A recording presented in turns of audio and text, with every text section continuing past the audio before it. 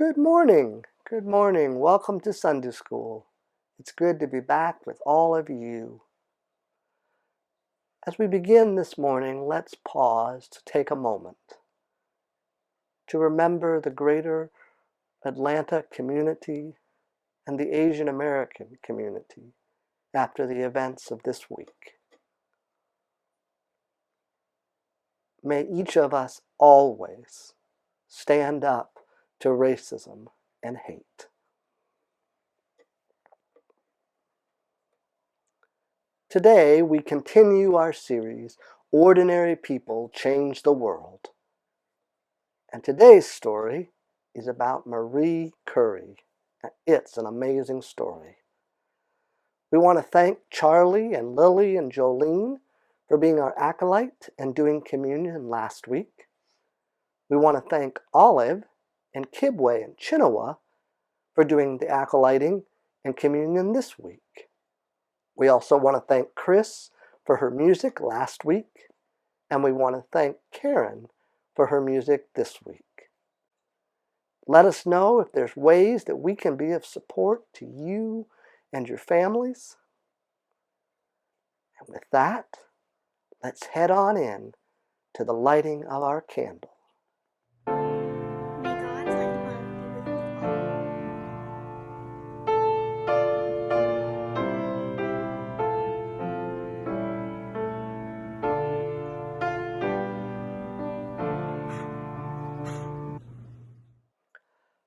Our scripture for this morning comes from Galatians chapter 6, verses 9 and 10. And it says, "Let's not get tired of doing good, because in time we will have a harvest if we don't give up. So then let's work for the good of all whenever we have an opportunity." Our hero today, Marie Curie, did just that. Marie Curie faced struggles and adversity and loss and a world that was exclusive of women. Yet with incredible determination and perseverance, she dared to break down barriers as she worked to create a better world and to help others. Marie Curie was the first woman to win a Nobel Prize and the first woman to become a professor and the chair of her department at the University of Paris. She was the first person to win 2 Nobel Prizes and the only person ever to win 2 Nobel Prizes in 2 different fields of science. Her family and the Curie Institute of Radium have won 5 Nobel Prizes for their work over the years. Marie Curie's work on radiation and the discovery of the elements of polonium and radium made it possible for medical breakthroughs like the X-ray and radiation treatment for people with cancer. Marie Curie once said, "You cannot hope to build a better world without improving the individuals. To that end, each of us must work for our own improvement and at the same time share a general responsibility for all humanity." She also said we must have perseverance and above all, confidence in ourselves. We must believe that we are gifted for something. In 2009, Marie Curie was voted the most inspirational woman of science.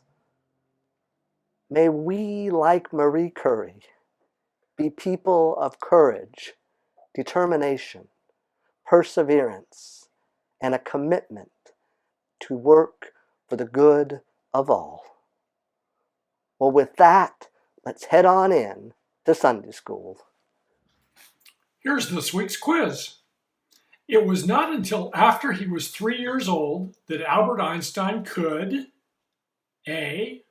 Hear, B, speak, C, walk.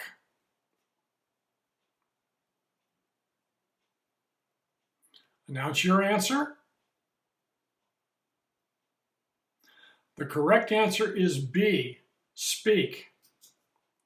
How we understand the universe was changed forever by Einstein's theory of A, relativity, B, religion, C, race. Your answer? The correct answer is A, relativity. Einstein was considered one of the world's greatest A, biologists, B, physicists, C, medical doctors. Your answer? The correct answer is B, physicists. Thanks for taking the quiz. I am Marie Curie. I was born in Poland in 1867 when the country was occupied by Russia. My father was a science teacher, and when I was 4 years old, one of my favorite treasures was my dad's glass cabinet filled with scientific instruments. But the Russian government didn't want Polish kids to learn about science and soon shut down the laboratory classes in our schools because they thought education would be dangerous, that it would make us powerful. They were right. I really liked learning. When I was 4 years old, I picked up my older sister's book and read the first sentence easily. My family was amazed. Boys were always trying to challenge me.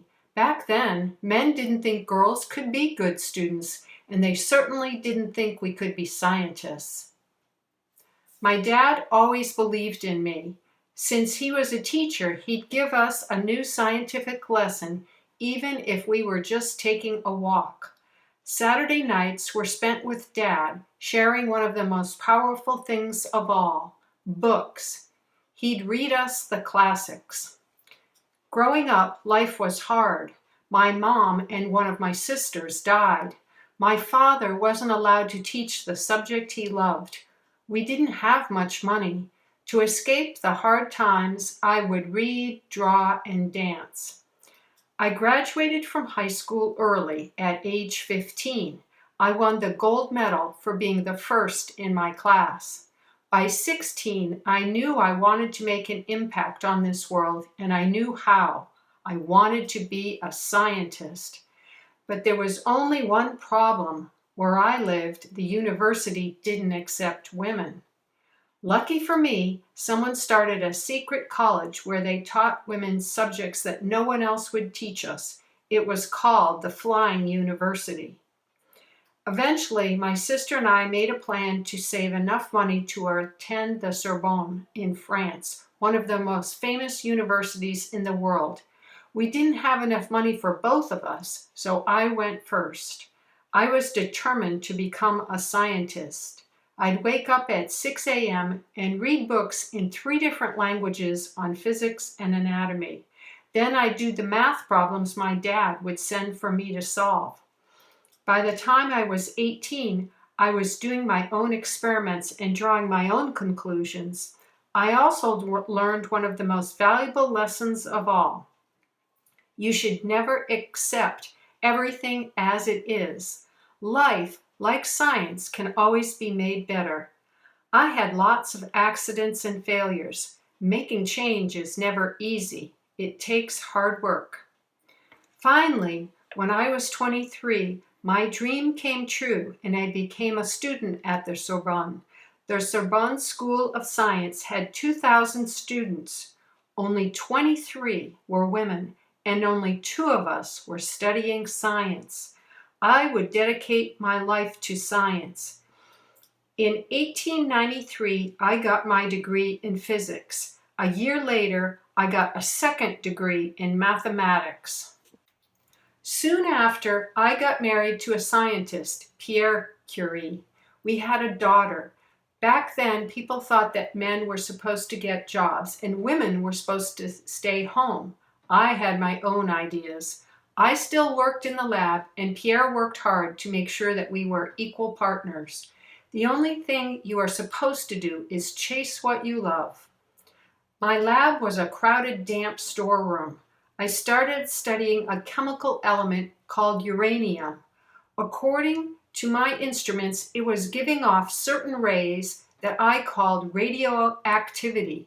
Pierre found my research so exciting he put aside his own work to join me. Together, we discovered two brand new elements, polonium and radium. My research changed the way the world looked at atoms and radioactivity.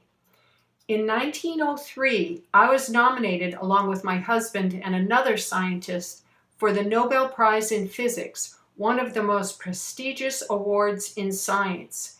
At first, they incorrectly said it was just the two men who did all the work, but Pierre wouldn't accept the prize until they told the truth and gave me credit. Because I was a woman, they wouldn't let me speak to the audience. Eventually, I became the first woman professor at the Sorbonne. Then my lab became the top place in the world for studying radium and measuring radioactivity. We had a staff of 22 plus 20 additional women scientists as volunteers. From there, I won a second Nobel Prize by myself in chemistry. I was the first person to ever receive Nobel Prizes in two fields. Then I invented mobile X-ray units to help treat soldiers during World War I. In the United States, I got invited to the White House where President Harding presented me with 1 gram of radium in a locked box. It was worth more than $100,000, a gift from the women in America who'd collected money so I could continue my groundbreaking work. In my life, I was told that only boys could be educated, only boys should study science, and only boys would win awards. I had other ideas. Don't let anyone limit what you can achieve. It's easy to follow the crowd and do what's been done before, but to forge your own path, you have to be daring. You have to risk failure. That's how you learn. Education is like a magic key. It unlocks knowledge, and with that knowledge, you have power. Today, Marie Curie's findings on radiation are an important part of how doctors treat people with cancer. After she won her second Nobel Prize, no other woman won again for 24 years until her daughter Irene won it. Today, there are many amazing women scientists, and there can be even more. Your experiments and ideas can help change the world. Science taught me to ask questions, experiment, fail, try again, and then try some more. You won't always find the answers you expect, and that's okay. You will find new information, new questions, new possibilities. I am Marie Curie. I know the power of discovery.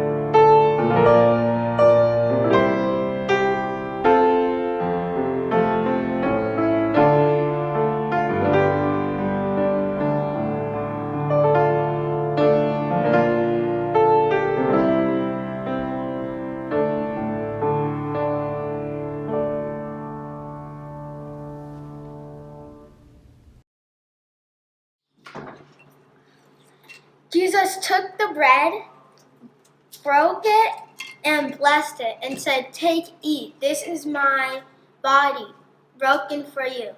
Then he took the cup, blessed it, and said, "This is my blood, poured out for many. Drink this in remembrance of me."